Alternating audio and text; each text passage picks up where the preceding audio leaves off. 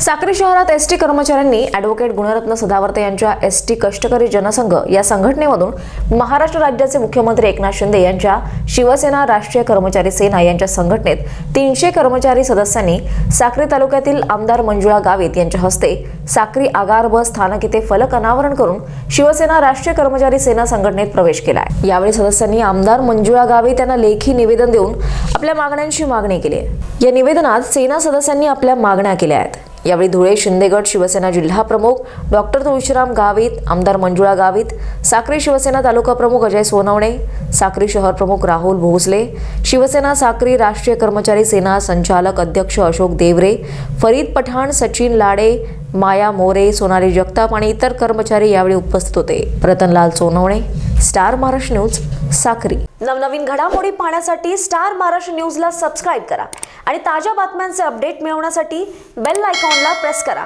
आणि परिपूर्ण बातमीबरोबर रहा, इतरांपेक्षा एक पाऊल पुढे।